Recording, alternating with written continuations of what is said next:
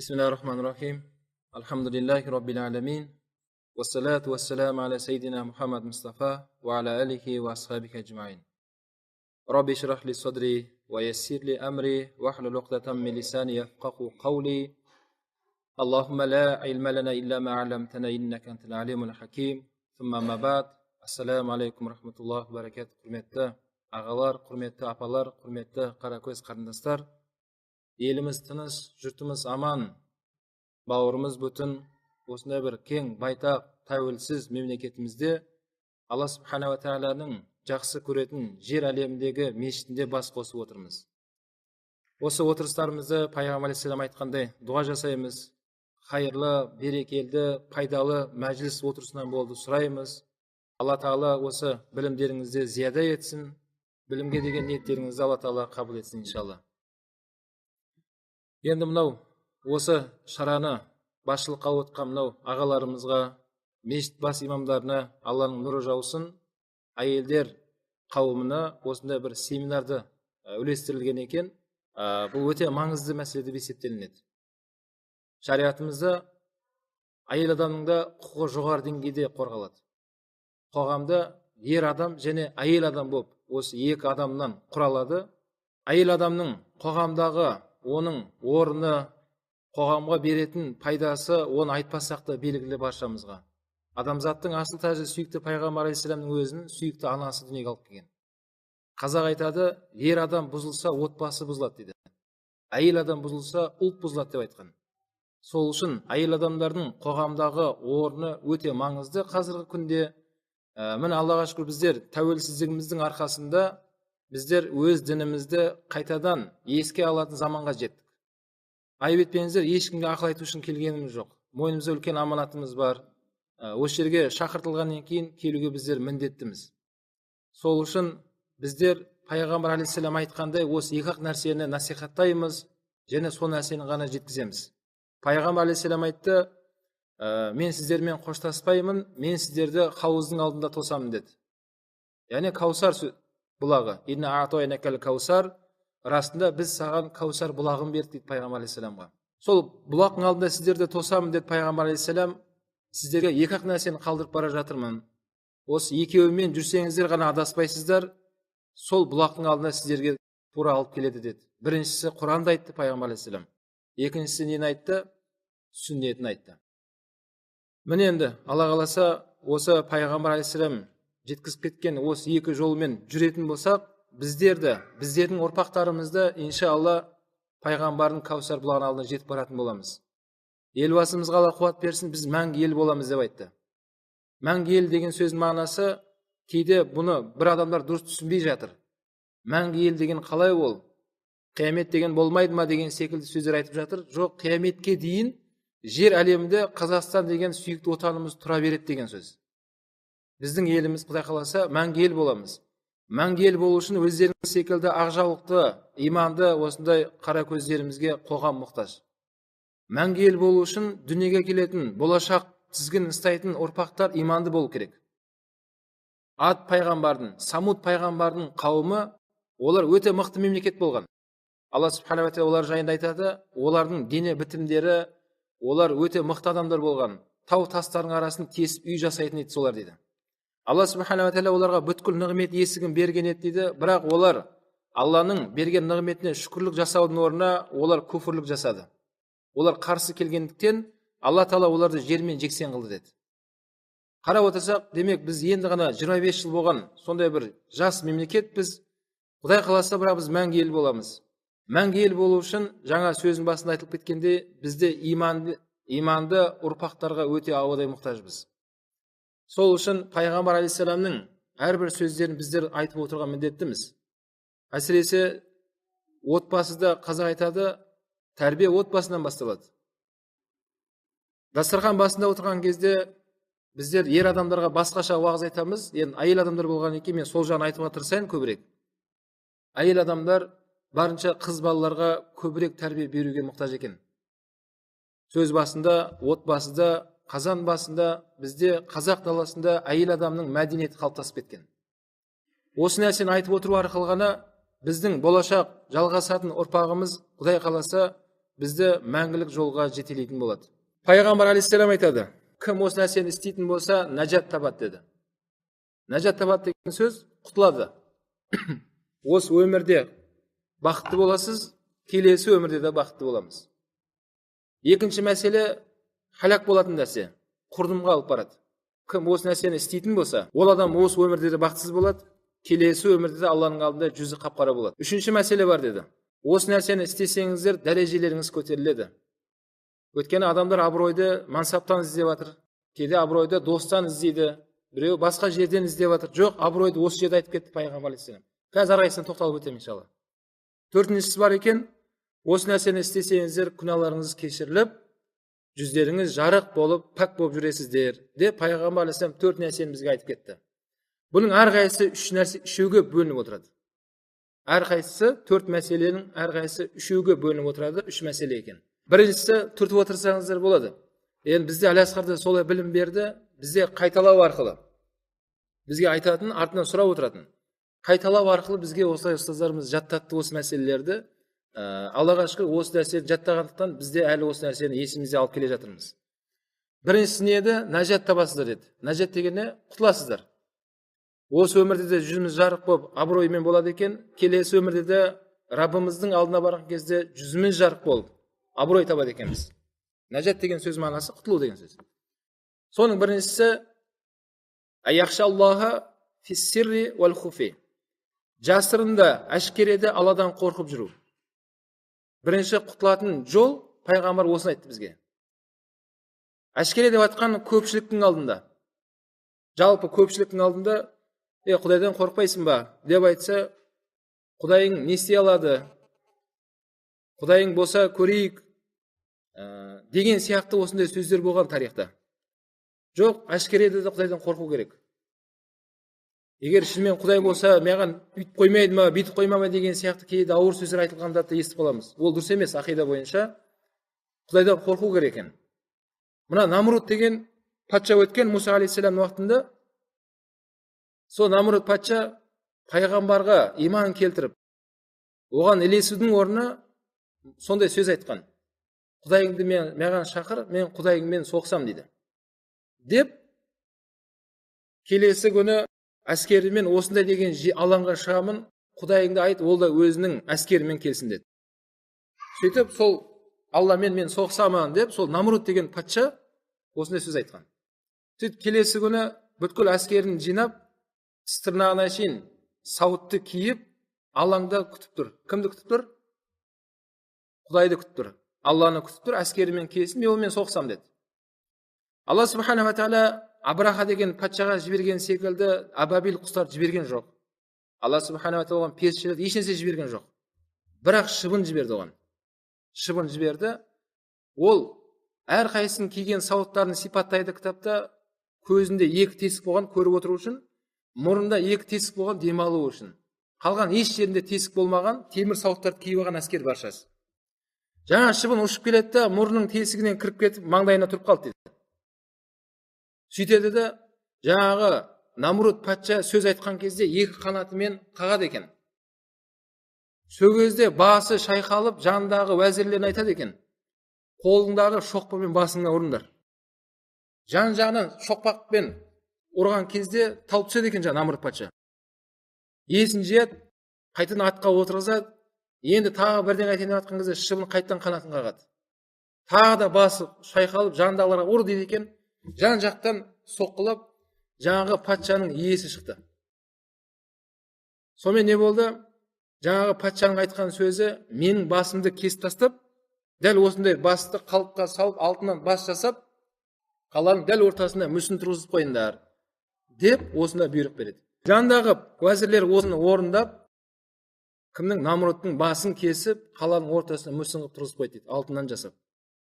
Ғұламалар айтады, Құдаймен, Алла Тағаламен әшкере қорықпастан ондай жолға өткеннің жағдайы осындай болады. Осы өмірдің өзінде. Ал келесі өмірімізді Құдай кешірсін барымызды.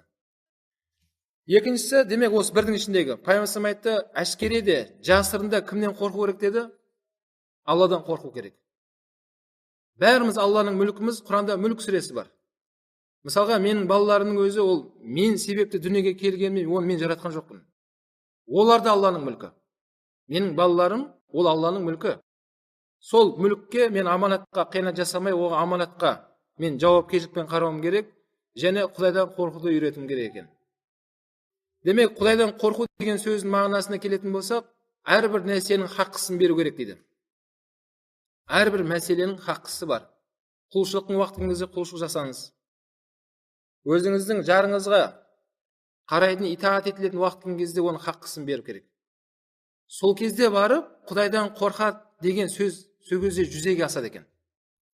Ал сөз мен Құдайдан қорқамын дейсіз де, бірақ біреудің хаққысын жейтін болсаңыз, өзіңізге жауапкер болған адамдардың хаққысын берілмейтін болса, ол адам Құдайдан қорқам деген сөз шыққан жоқ дейді.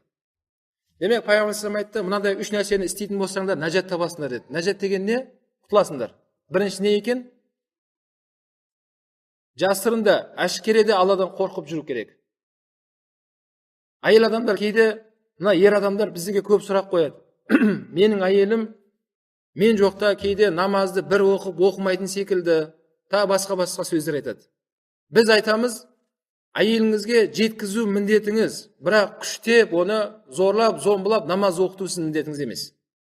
Құдайдың алдында өзі жауап береді олар. Бірақ ол әйел адам шынымен намазға немқұрайдылық тек қана күйеуінің алдында ғана оқып, күйеуі жоқ кезде қалай болса солай жүрген болса, Құдайдың алдында ол жауап береді. Ер адамның міндеті емес, әрбір уақытында әйел адамды осындай бақылай беру. Тек қана біз жеткіземіз, ары қарай орындау ол әйел адамның өзінің міндеті. Құдайдан қорқу деген сол екен. Күйеуіңіз көріп жатыр ма, көрмей жатыр ма, Құдайдан қорқу керек. Біреуге сөз айтудан қорқу керек. Біреудің ала жібіне аттаудан қорқу керек. Және күйеуіңіздің көңіліне тиетін мәселені қозғаудан Құдайдан қорқу керек. Және күйеуіңіздің өмірден өтерде шынымен сізге разы ма, разы емес па, сол күннен қорқу керек. Ер азамат ретінде айтайық, тіл айта береді. Разысың ба десе, я разымын дейді. Бірақ ол шынымен жүрегімен разы ма, разы емес па, Аллах әлем. Бұл жерде жүрек есепке алынады. Адамның жан дүниесі шынымен сізге разы ма, разы емес па? Кейде бір сонда естіп алып, әйел адамдар мазалайды екен күйеулерін. Разысың ба, разы емеспін ба деп. Үндемей қалса, оны ашуға беріледі дейді. Сен де мен разы емессің бе маған деп. Соңында разым деп құтыламын дейді. Ойбай, сен тыныш бол, мен саған разымын. Бірақ ол жүрегімен айтты ма, Алла біледі, тілімен айтты ма? Шынымен сол Құдайдан қорқу керек. Пайғамбар алейхиссалам айтты, қайсы бір әйел адам күйеуі өмірден өтетін сәтте шынымен әйеліне разы болып өтсе, Алла оған разы деді. Жәннаттың 8 есігінен қалағаннан кіреді деп айтқан Пайғамбар алейхиссалам. Екіншісі, құтылатын мәселенің екіншісі, мынау Пайғамбар алейхиссалам айтқандай, нәжат деген сөз мағынасы не еді? Құтылу. Құтылу деген сөз, әр нәрсенің несін, хаққысын беріп жүріп құтылу керек екен. Екіншісі, бай адамдар, кедей адамдар деп бөліп жармастан баршасына орташа мәміледе болыңдар деді Пайғамбар алейхиссалам. Өйткені бір адамды бай деп тұрасыз, ертең бай болмай қалады. Біреуді менсінбей жүргеннен сол адам басшы болып кетті ертең. Ол бетіне қалай қарайсыз? Сол үшін Пайғамбар алейхиссалам айтты, ең дұрыс жол адамдарға дұрыс мәміледе болу. Ешкімді бөліп жармай, оның ұлтына, оның дініне, оның нәсіліне қарамастан адамның баласы ретінде оған дұрыс мәміле жасау. Әйтеуір адамның баласы кім болса да. Сол арқылы осы өмірде де жүзіміз жарқырап құтылады екенбіз, ертең ақыретте де не болады екен? Жүзіміз жарық болады екен. Бұл екіншісі. Үшінші құтылатын жол, Пайғамбар алейхиссалам айтты, ашуланған кезде де, қуанған кезде де әділ болыңдар деді. Әділ болу керек екен. Ашуландым екен ғой деп шектен шығып кетпеңіздер, қуандым екен ғой деп шектен шығып кетуге болмайды. Әділдің мынау қуанған сәтіңіз бен ашуланған сәтті таразылайсаңдар деді. Демек, ашу деген ол бар, Алланың берген нәпсісі бар, оны тәрбиелей аламыз, оны жоқ қыла алмаймыз, оны тәрбиелейміз. Ашу бәрімізде бар. Әйел адамдарда бар, ер адамдарда бар, нәпсі бар. Бірақ осы ашулану керек екен ғой деп көп жақсылықтан айырылып қалмау керек. Әсіресе әйел адамдарға айтылатын мәселе, бұл ашу мәселесінде өте ықтият болу керек. Өте ықтият болу керек. ол ашудың ең дұрыс жолы пайғамбар сабыр қыла салыңдар деді. Сабыр етсеңдер, расында Алла сабыр етушілермен бірге деді. Сол ашуланам деп кейде қараймыз, болмайтын нәрсеге отбасы бұзылып жатады. Басы неден басталды деп қарасақ, жай нәрседен басталған. Түсінеміз. Жігіт біреудің ерке баласы, әйелі біреудің еркелеген қызы, екі ортада отбасын ойлау керек екен. Әркім өзінің міндетін орындау керек. Сол ашуға берілемін деп отбасы бұзылып кетіп жатыр. Ата-ана ретінде балаларға да қарап отырмыз керек екен. Ата-ана ретінде. Мынау мамандардың айтуынша қазіргі қоғамда, біздің елімізде үйленіп жатқан жастар көп, айырылысып жатқандар одан да көп дейді. Не үшін айырылысып жатыр десе, жаңағыдай отбасылық мәселеге ата-анасы араласып жатыр. Ата-анасы араласады екен. Қызына звондап отырады. Қызым айналайын, күйеу бала жақсы ма? Көзін алартпай жатыр ма? Саған сөз айтпай жатыр ма? Бәрі дұрыс па? Егер көзін алартып, сондай сенің намысыңа тиетін сөз айтылатын болса, балаларды жина да үйге қайт. Мен сені оған осындай сөз есту үшін, басқа істеу үшін бергенім жоқ. Ішіме сыйған ұрпақтарым сыртыма да сыясындар. Қайтыңдар үйге деп, осындай мәселе болып жатыр. Ол қыз бала үйіне қайтқаннан кейін, оның арты сондай бір дау-дамайға ұласып, оның соңы шаңырақ ортасына құлады, отбасы бұзылып кетті. Қазір қоғамда тірі жетімдер өте көп. Тірі жетімдерді кейбір адамдардың да ықпалымен сондай іске асып жатыр. Құрметті ақжаулықты аналар, құрметті келін балалар, қарындастар, қатты айтты демеңіздер. Ақиқатында қандай болған жағдайда да отбасын ойлау керек. Ол ашу уақытша. Қазақта сөз бар, ақылды әйел адам күйеуінен таяқ жемейді деген сөз бар. Бізде қазақ тарихын қарап отырсақ, айырылысу ондай болған емес. Бізде билеріміз айтады екен, қыз бала отбасынан айырылысып келсе, ол қыз баланы ауылға кіргізбеңдер деген. Ер адамның психологиясы мынандай. Мен еркекпін, мен қазір осы моментте мықты тұрып алғым керек осы жерде. Қазір осы жерде менің айтқаным бол деген психология еркекте бар. Осыны Құдай берген оларға. Күйеуіңіз осындай болды ма, біліңіздер, ол күйеуіңіздің былайша айтқан кезде табиғи психологиясы дұрыс деген жігіт бол. Егер ашуланбаса, бір ауытқулар бар демек сіздің күйеуіңізде. Ашуланамайды, тұратын жерде тұрып бере алмаса, демек күйеуіңізде бір кемшіліктер бар. Негізінде дұрыс ер азаматта осындай психология болған адамда ол дұрыс қалыпты жігіт екен. Өйткені Алла Тағала Құран кәрімде «Ар-риджалу қаувамун аля ниса» деген Құранда аят бар. Алла Тағала айтады, еркектерді әйелден үстем қылып жаратқан дейді Алла Субханала Тағала. Ер адам үстемдігін сезінеді. Әсіресе отбасында көрсеткісі келеді кейде, сіз сол жерде сәл қоя салыңыз. Ашуы басылсын, бәрі орнына келсін, кейін орны келген кезде ақырында айтып шешуге де болады сол нәрсені. Бірақ ашулаған кезде ешқашан айтқаныңызға жете алмайсыз. Ешқашан сіз бір нәрсені оған ұғындыра алмайсыз. Ол сізді тыңдамайды да, өйткені ол сізге қарсы басқа нәрсені айтқысы келіп тұр қазір. Үшінші құтылатын нәрсе не айтты Пайғамбар алейхиссалам? Адамдар арасын бөліп жармаңдар. Көршіңізді бөліп жармаңыз. Ағайын туыстың арасын бөліп жармаңыз. Бәршасын адамды, Абай атамыз айтады ғой, адамды сүй дейді. Адамды сүй, сол арқылы адамзаттық сен халыққа кіресің дейді. Бұл құтылатын нәрселер осы еді, біріншісі топтағы. Екіншісі, Пайғамбар алейхиссалам айтты, халяк боласыңдар деді. Халяк деген құрдымға кетесіңдер. Кім осы үш нәрсені істесе, ол адам құрып кетеді. Осы өмірде де бақытсыз, және келесі өмірде де бақытсыз. Біріншісі, айяжуба фи нафсихи, өз-өзіне ғажаптану. Ол өзіңіз ғажаптанбаңыз. Ғажаптансаңыз, сіз құрып кетеді екенсіз. Пайғамбар ескертті. Оның соңы неге алып барады? Тәкаппарлыққа алып барады. Мен осындай екенмін ғой, мен өзімді білмей жүрген екенмін ғой, деп айнаға қарап өзіңіздің әдемілігіңізді мен мақтанбаңыз. Кімнің қызы екенің жайында текпен мақтанбаңыз. Сіз мақтаныңыз, тақуалықпен мақтаныңыз. Іспен көрсетіңіз соны.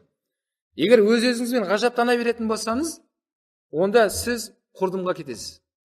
Бірақ сол шайтан іблис Алладан мерзім сұрады, сенің мақтап тұрған адамдарыңның баршасын тозаққа алып кетуге уәде беремін саған деді.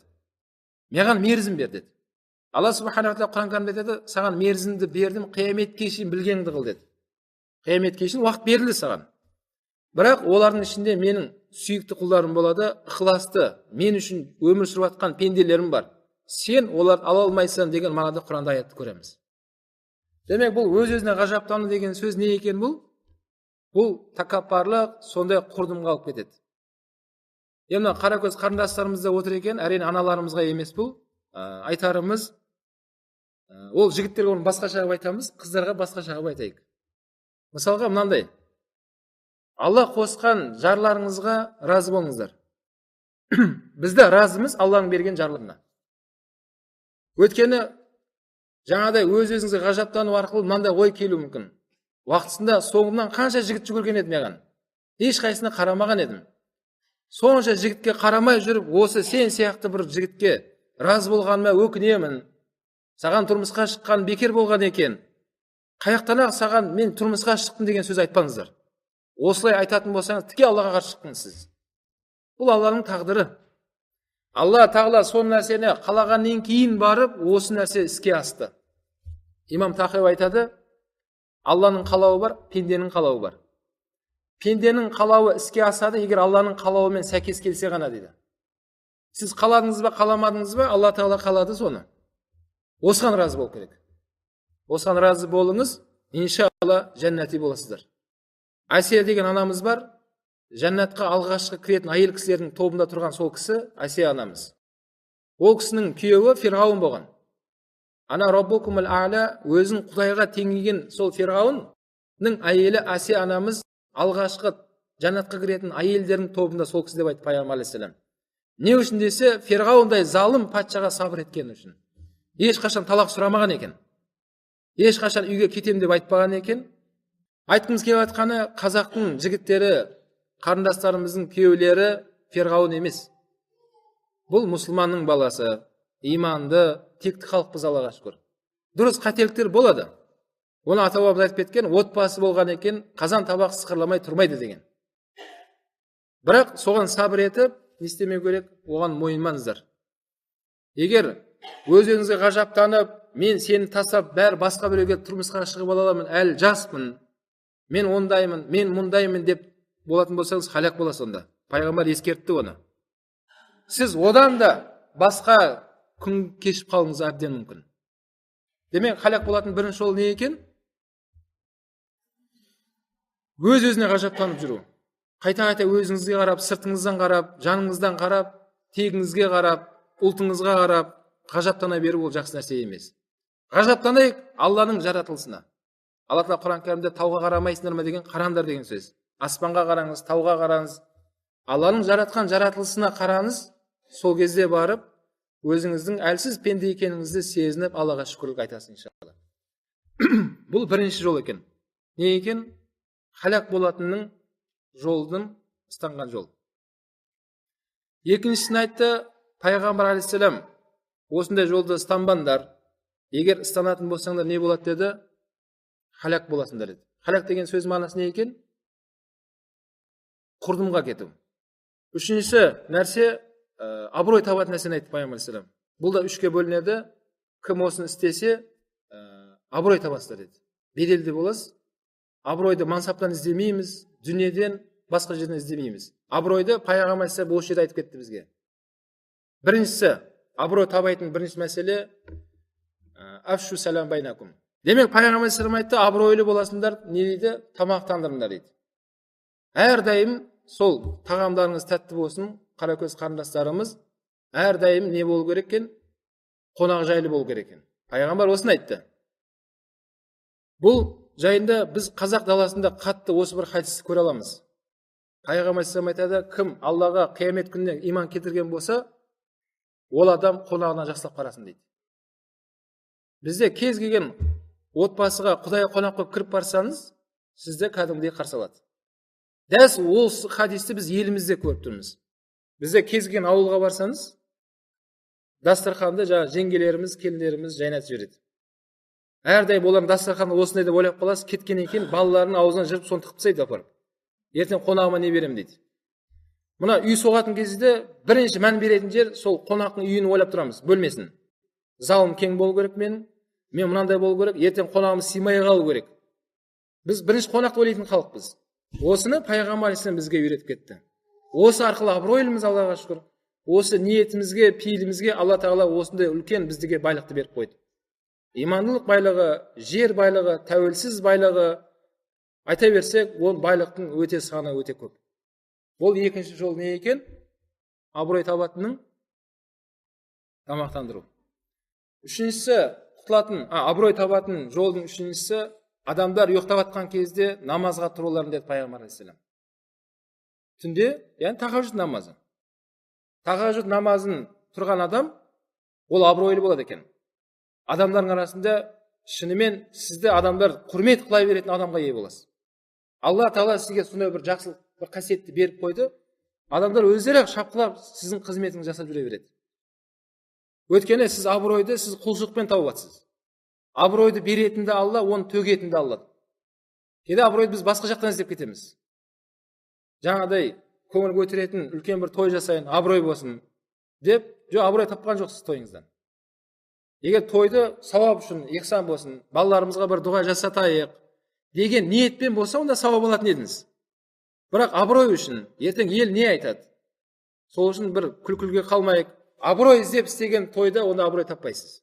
Абыройды бізге пайғамбар алейхиссалам неден іздеңдер деді? Түндегі тахажжуд намазды айтты.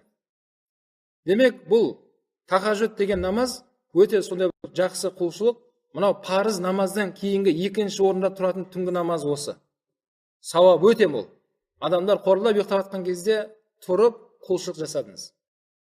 Сол арқылы жүзіміз нұрланып жүреді екен, сол арқылы біз абыройлы адам болады екенбіз. Сол намазымыз келесі күнімізге бізге дұрыс жолды сілтеп отырады. Нені істеу керек, нені істемеу керек. Өйткені сіз түнде намаз арқылы сіз өзіңізге әлденіп алдыңыз, қуат алып алдыңыз. Соны келесі күн сізге пайдасын беріп отырады. Демек, пайғамбар алейхиссалам бізге айтты, абырой табатын үш жолды айтты. Бірінші не екен? Сәлемді күшейту. Сәлемді күшейту. Әрине бізде енді көргенсіздік жасамаймыз. Үлкен кісілерге, қарияларға, апаларға сәлем береміз әрине. Бұл жерде айтып жатқанымыз, жас келіндер, жас қарындастарымыз көршінің еркегіне сәлем берілмейді. Ғұлама айтқан, сәлем берсе сәлемден алмаңдар деген. Мысалы, жап-жас қыз бала, ассаламу алейкум деп сәлем берсе, сәлем алмаңдар деген. Біздерге. Ол қара көздеріміз сәлем берсін, әйел адамдарға сәлем берсін. Өзінің туыстарына сәлем берсін. Ер азаматтарда біздерде біреудің әйеліне, қарындасын сәлем бермейміз.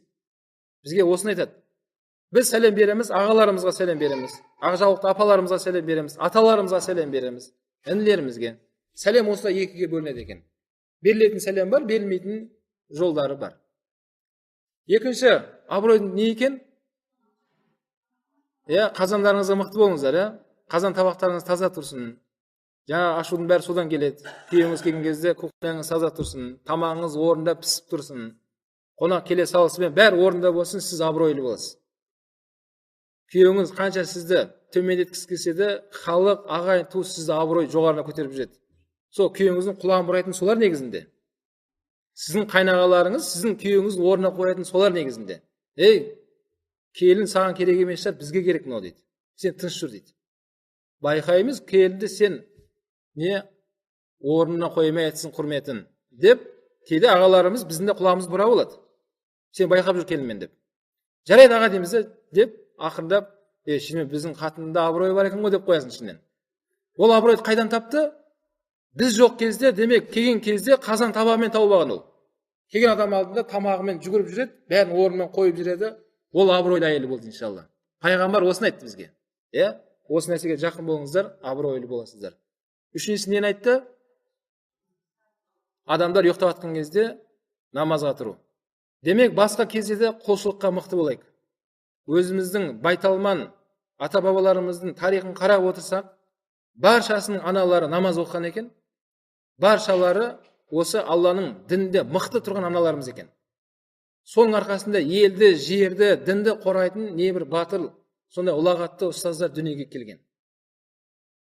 Қазірде сол жолға қайтуымыз керек. Мына елбасымыз айтқандай, рухани жаңғырту кезеңіне келдік. Рухани жаңғырту қашан болады? Өзіміздің тарихымызға, дәстүрімізге қайтқанда сол кезде бар дінді түсінесіз. Өйткені Құран араб тілінде жазылған, хадис араб тілінде жазылған. Қазір өз бетінше түсіне алмаймыз оны. Дәстүріміз арқылы сіздер дінді түсінеді екенбіз. Пайғамбар соны айтты, қонақжайлы болуды. Осы арқылы осы үш нәрсені істеп жүре берейік, иншалла біз не боламыз? Абыройлы болады екенбіз. Құлшылығыңыз мықты, қонағыңызға мықтысыз, және сәлеміңіз түзу. Осы өмірде абыройлы боласыз, келесі өмірде де Алланың алдында жүзіңіз жарық. Төртінші айтқан пайғамбар алейхиссаламның төртінші мәселесі күнәларыңыз кешірілетін мәселе деді. Соның біріншісі әрдайым дәретпен жүру. Әрдайым, демек, дәретпен жүрудің өзін басқа риуаятта келеді, бұл құлшылық деп айтқан пайғамбар алейхиссалам. Дәретті жүру құлшылық ол. Осы арқылы күнәміз кешіріле береді екен. Сіз намазда тұрған кезде құлшылықта тұрсыз ғой. Дәл сол секілді дәретті жүрген кезде біздің сол бір әрбір сәтіміз құлшылық болып есептелінеді иншалла. Және күнәміз кешіріледі екен. Пайғамбар осыны айтты біріншісі. Екіншісі, құлшылықта намазды жамағатпен оқы деп айтты. Әрине әйел адамдардың жамағаты үйінде деп айтқан, басқа риуаяттарында иқтикаф мәселесінде Айша анамыз үйінде айтқан деп айтады әйел адамдарға. Сол күйеулеріміз, жігіттеріңіз намазды үйде оқитын сәттерде болып қалады кейде. Соған тездетіп, жамағат болып тұруға асығыңыздар. Кейде намазға тұрмайсың ба десе, оқи беріңіз, мен қазір артынан оқып аламын дейді кейде. Жарайды, өзің біл. Біз оқи береміз намаз. Бірақ жамағат болып оқыған кезде күнәміз кешіріледі екен, пайғамбар соны айтты. Асығыңыздар. Ана болып жатқан күйлерін тастаңыз. Намаз уақыты болып қалды, тез намазға тұр деді ма, бәрін тастау керек. Сол намазға құлшылыққа асығыңыз, сол ниетіңізге, ықыласыңызға Алла Тағала күнәмізді кешіреді иншалла. Үшінші айтқан күнәміздің кешіретін жолы бұл бір намаздан екінші намазға күтіп жүру дейді пайғамбар алейхиссалам. Міне Алла қаласа қазір 5 намаз жақындап келе жатыр. Алла бұйыртса 5 намазын оқимыз. 5 намаз оқып бола салғаннан кейін асыр намаз күтіп жүру керек. Уақыт осындай уақытта болады, асыр намазға үшін осы шаруамды мен жасап тастайын. Сол намазымда кедергі болып қалмасын деп, соны бәрін есептеп, намазға есептеу керек баршасын. Біз оны намазға есептемейміз де, керісінше дүниемізді намазға жығып аламыз. Шаруам бітіп жатса, оқимын ғой артынан. Бітпей жатса, енді көремін ғой деп, жоқ, ол дұрыс емес. Оны біз жамағатқа басқаша қылып айтамыз, ер адамдарға. Сіздерге айтарымыз да сол намаздан намазға асығып жүрейік. Намаздан намазға асығайық. Мына демалыс күндер демалысқа асығады ғой әйел адамдар. Демалыс күн көңіл бөлінеді де оларға. Өткен демалыста ол жаққа барды, мына жаққа алып барған еді, көңіл көтеретін жерде болған еді. Енді келесі демалысты күтіп жүреді сон. Неге? Өрде пайданы көрді. Адамның жанына, нәпсісіне пайдасын алды, келесі демалысты күтіп жүреді отбасымыз. Дәл сол секілді намаздан намазға асығып жүру керек екен. Сол кезде барып не болады дейді пайғамбар алейхиссалам, не дейді? Күнәларыңыз кешіріледі дейді.